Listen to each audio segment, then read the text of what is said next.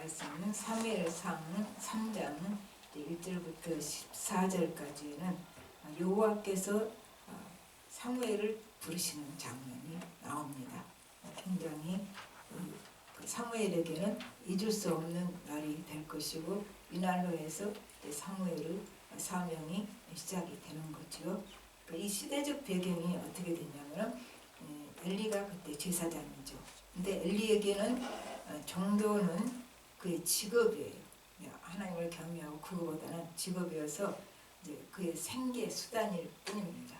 그 이상이 아니었기 때문에 이제 하나님과 교제가 없어진 거죠. 하나님은 우리와 교제하기를 원하시고, 또 우리가 하나님과 깊은 교제가 끊어져 버렸을 때는 이미 인생이 이제 어긋난 인생이 되는 거지요. 그래서 우리가 생명이 없는 종교 의식으로서 예배를 드린다면 또 이렇게 될 수가 있는 거죠. 그러니까 예배는 하나님과 교제죠. 하나님의 깊은 은혜 속에 들어가는 시간인데, 이것이 없이 단지 예배라는 종교 의식을 행사하는 거라면 그 속에 교제도 없고 생명도 없고 이렇게 되는 거죠. 이제 그 다음에 또 엘리의 두 아들 홈리와 비느하스는 사악하고 타락을 했습니다.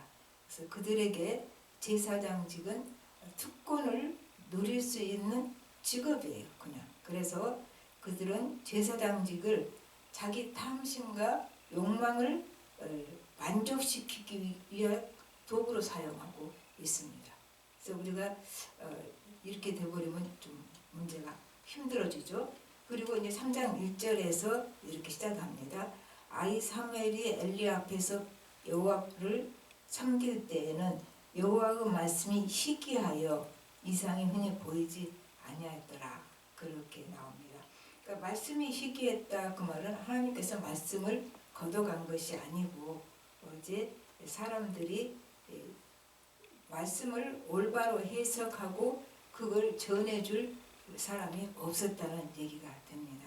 그리고 또 백성들 입장에서는 자기 마음대로 사는데 말씀이 방해가 되죠. 사실 자기 마음대로 살려면 말씀과 자기 마음대로 사는 것과는 이게 맞지가 않으니까, 일치가 안 되니까 자기 마음대로 사는데 방해가 되니까 백성이 말씀을 원치도 않았고, 또 위에 종교 지도자들은 말씀을 전해주지도 않았고, 그래서 이거를 말씀이 희귀한 시대라고 이렇게 표현을 했습니다. 그리고 이제 2절에 보니까 엘리가 눈이 점점 어두워져서 그렇게 말을 해요. 그러니까 이제 잘 보지 못한다, 그 말은 조금 상징적인 의미가 되겠죠. 영적으로 눈이 어두워진다는 것, 육체적으로 눈이 어두워진다는 말을 그렇게 대체할 수도 있겠습니다. 그러니까 제사장 눈이 어두워져서 시대를 분별을 못하니까, 시대를 정확히 판단을 못하니까 시대의 눈이 전체적으로 어두워지고 만 것입니다. 그리고 나서 3절 첫 부분을 보십시오. 하나님의 등불은 아직 꺼지지 아니하였으며 그러대. 그래서 하나님의 등불은 지성소 앞 그 성소에 있는 금촛대가 하나님의 등불입니다. 그리고 이 등불은 밤에 켜놓았다가 아침이 되면 꺼지게 그렇게 만들어 놨어요. 근데 여기서 아직 등불이 꺼지지 않았다. 그럼 뭔가 소망을 빛을 보여주고 있죠. 그래서 하나님의 은총에 대한 소망이 있는 거죠. 아직 불이 꺼지지 않았으므로. 또 우리가 이래요. 내가 좀 하나님과 멀어졌다.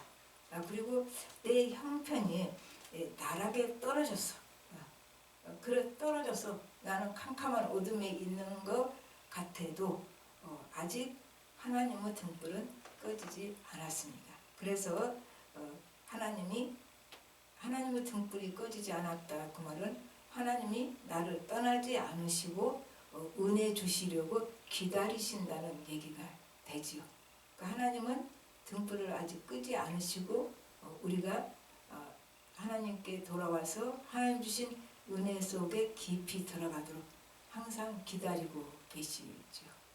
우리는 늘 우리가 기도 응답을 기다린다고 생각을 합니다. 그리고 우리가 하나님을 역사를 기다린다고 생각을 합니다. 사실 바꿔보면 하나님이 우리를 기다리고 계시는 거예요. 내가 하나님 앞에 올바로 서기를 기다리고 계시고 내가 하나님 앞에 돌아오기를 기다리고 계시고 그리고 이렇게 생각하면 뭘 생각해요? 누가복음 15장 탕자의 비유로 생각할 수 있죠. 그래서 아들이 돌아오기를 그토록 기다리시고 계시는 하나님. 아들은 별짓 다 하고 돌아다니고 급해서 아버지가 나를 받아줄까? 아들로 안 받아주면 내가 품꾼으로라도 받아주라고 해야지. 그게 이제 아들의 마음이고 우리의 마음이야. 내가 이렇게 마음대로 살았는데 하나님이 나를 받아주실까? 이제 그렇게. 근데 하나님은 내가 마음대로 살고 하나님과 멀어져 있어도 나를 끊임없이 기다리고 계시는 하나님이십니다.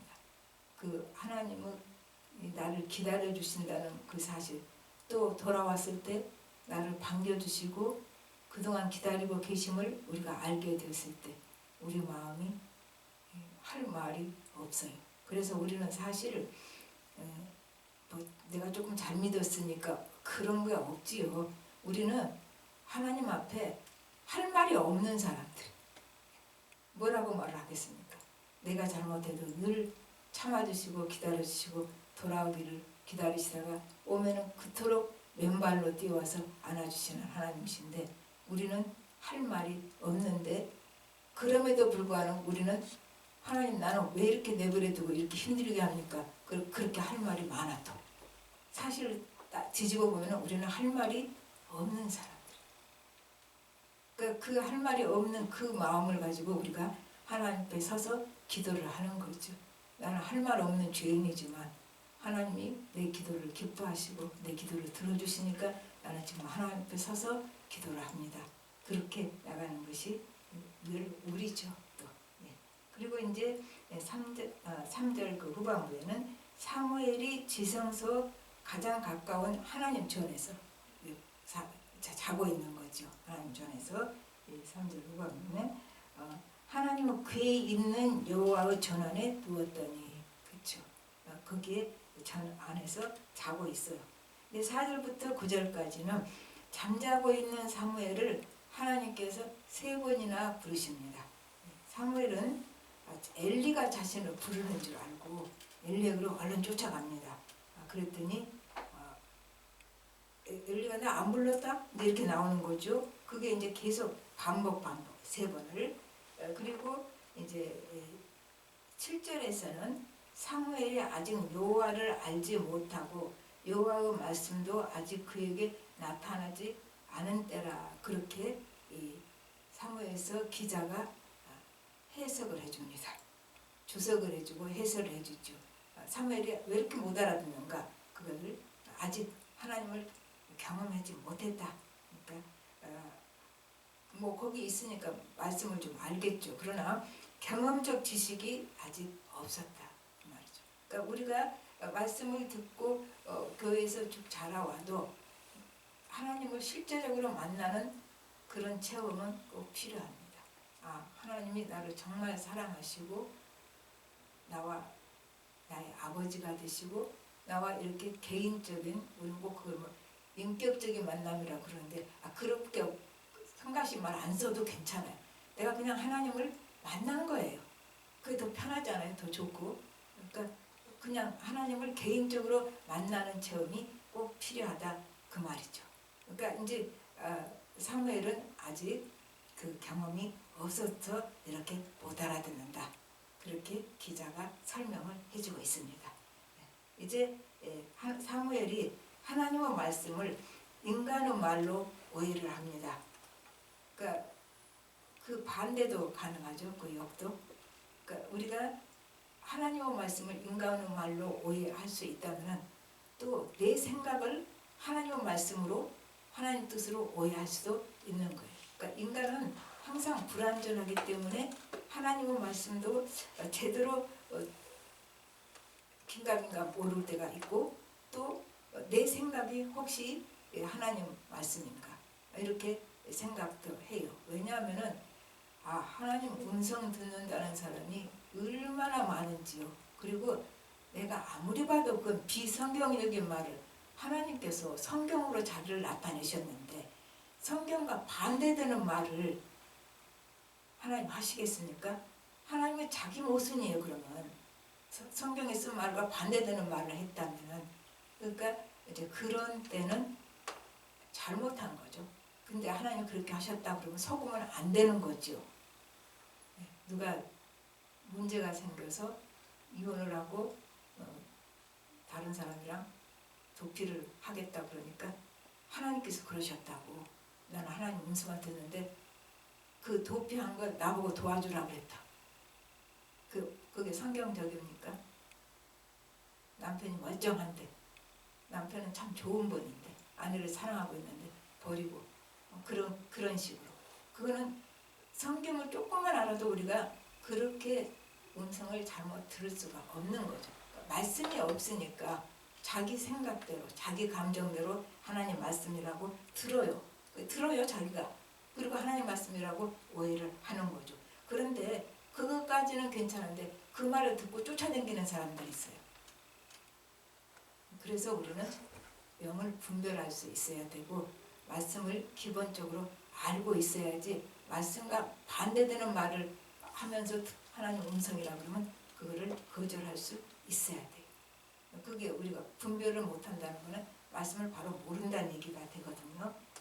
그 다음에 이제 8절부터 9절까지는 엘리가 인간의 말과 하나님의 말씀을 구별할 수 있도록 도와줍니다. 그래서 엘리가 존재하는 것은 바로 이때를 위해서 존재한 거죠. 사무엘과 같이 있으면서. 그래가지고 아직 제사장이잖아요. 그러니까 그걸 가르쳐 줘야 되는 거죠. 그러니까 이 말은 엘리가 지금은 어둠 속에 있지만 과거에는 하나님을 경험한 사람이라고 우리가 알 수 있어요. 그러니까 사무엘을 도울 수가 있었죠. 그리고 이것이 바로 엘리가 사무엘에게 가르쳐 줄 수 있는 마지막 것이 됩니다. 그 이후로는 뭐 가르쳐 준 게 없어요.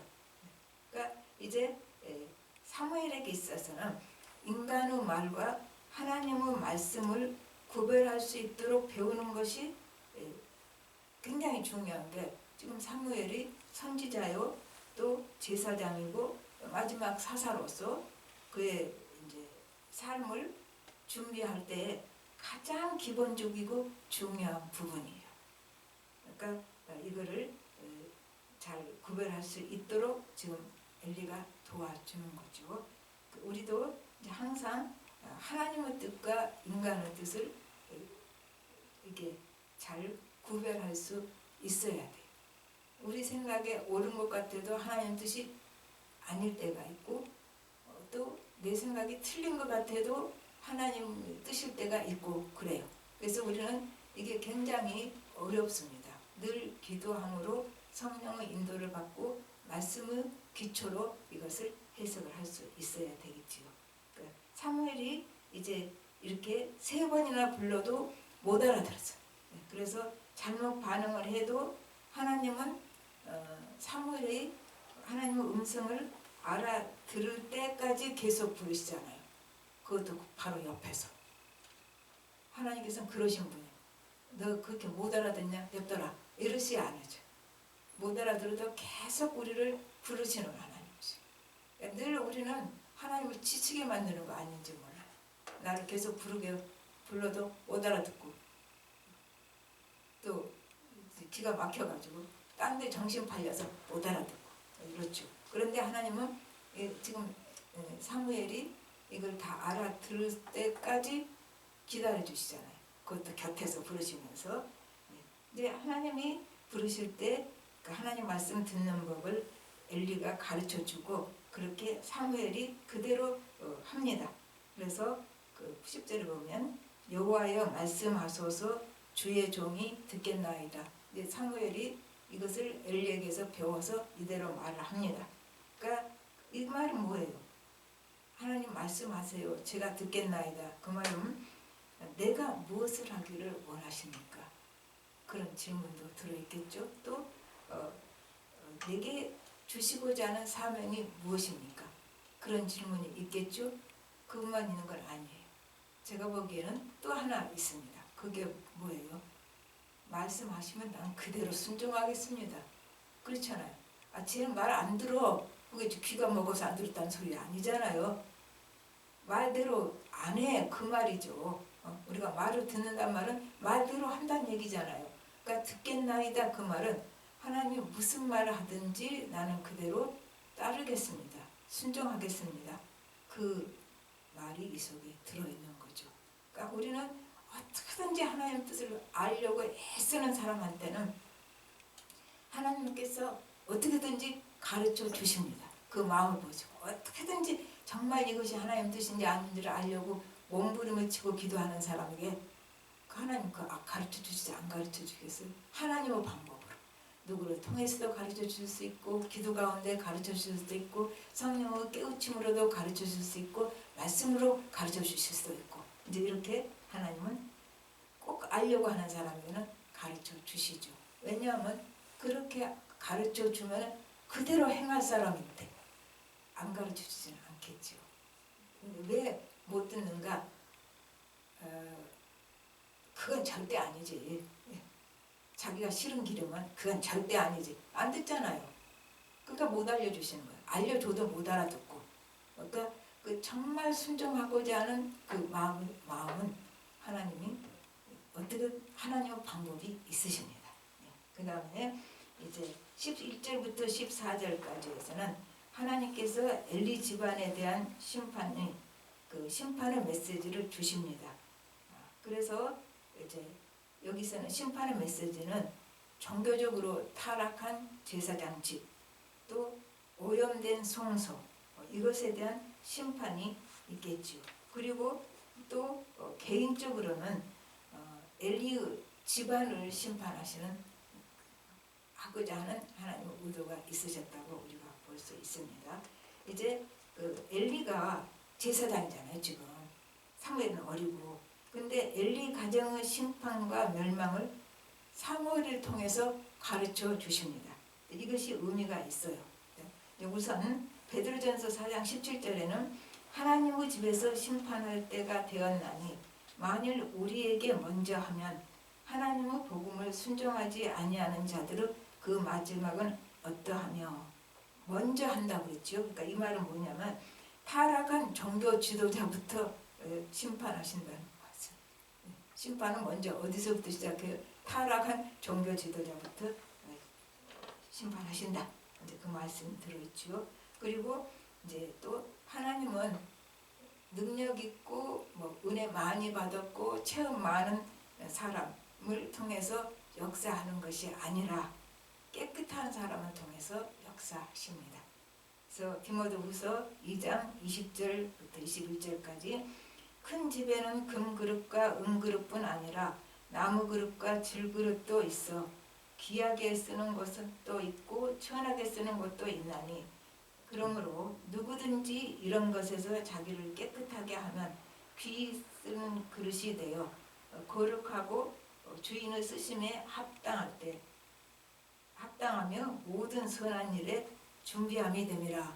뭐가 준비함이라고요? 깨끗한 마음이 가장 큰 준비예요. 이것저것 준비 많이 하는데 그 중에도 깨끗한 마음이 가장 큰 준비다. 그 말이죠. 그래서 이런 연유로 하나님께서 지금 엘리에게 주신 말씀을 사무엘을 사용하시고 엘리는 버리시잖아요. 엘리에게 주신 말씀을 엘리한테 직접 안고 사무엘에게 하신 거예요. 왜냐하면 이미 엘리는 타락할 거, 사무엘은 깨끗하잖아요. 그래서 그렇게 하셨다고 볼 수 있습니다. 이제 말씀을 맺어봅시다. 사무엘을 부르시고 이제 이 장에서는 은사와 사명을 주십니다. 그걸 어떻게 알아요? 어떻게? 이제 엘리 가게에 대한 심판을 어린 사무엘에게 가르쳐 주심으로 이제 그에게 하나님의 마음과 뜻을 아는 은사를 주셨다는 거예요. 사무엘이 실제로 체험하게 된 거죠. 하나님의 뜻을 내게 알려주시는구나. 그러면 나는 하나님의 뜻을 그 하나님의 마음을 아는 은사가 내게 오는구나. 그렇게 이제 알 수가 있겠죠. 그렇게 하나님은 그걸 가르쳐 주셨고 그 다음에 우리가 여기서 본 것은 괜히 은사 주셔요? 하나님은 쓸데없는 일 절대로 안 하십니다. 그래서 은사는 사명이다. 그렇죠? 그러니까 사무엘은 하나님의 마음과 뜻을 알고 이제 하나님과 백성 사이에서 하나님의 뜻을 백성에게 전달하는 이제 그런 사명을 자기가 가졌음을 깨닫게 되지요.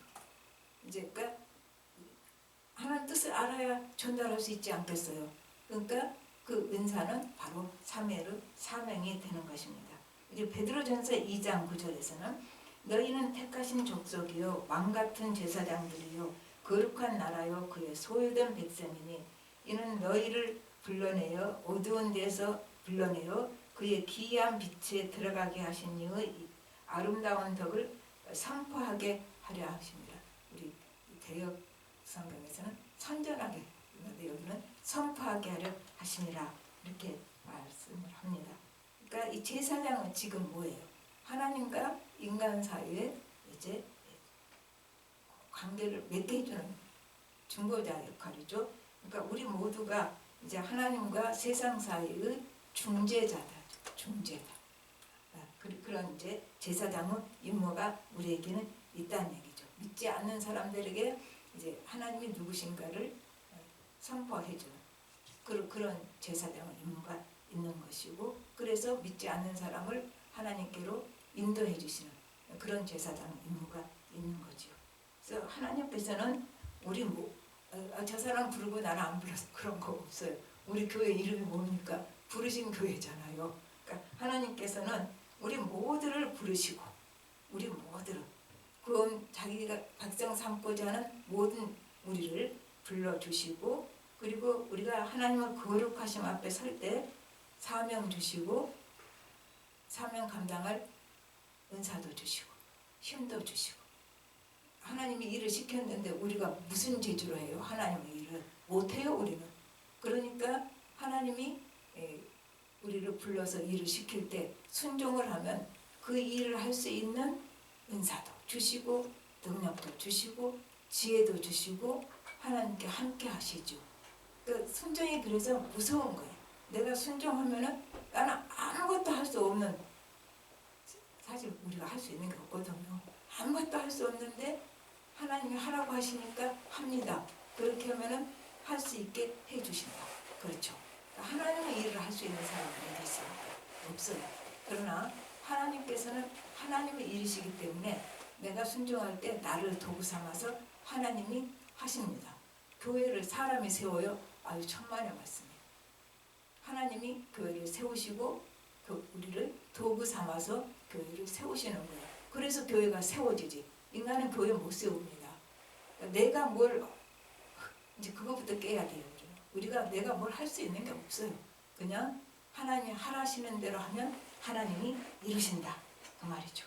그래서 우리가 하나님 뜻을 깨달아서 각자에게 주어진 자기 몫의 삶이 있잖아요. 나무 몫의 삶 내가 대신 살려고 하지 말고 자기 몫의 삶이 있어요. 그 자기 몫을, 자기에게 주어진 몫을 살아갈 때 이제 그 별로 세상에서 빛도 안 나고 별 볼일도 없어 보일 수 있어요. 그러나 그 삶이 아름다운 삶, 그리고 이제 존귀한 삶이 됩니다.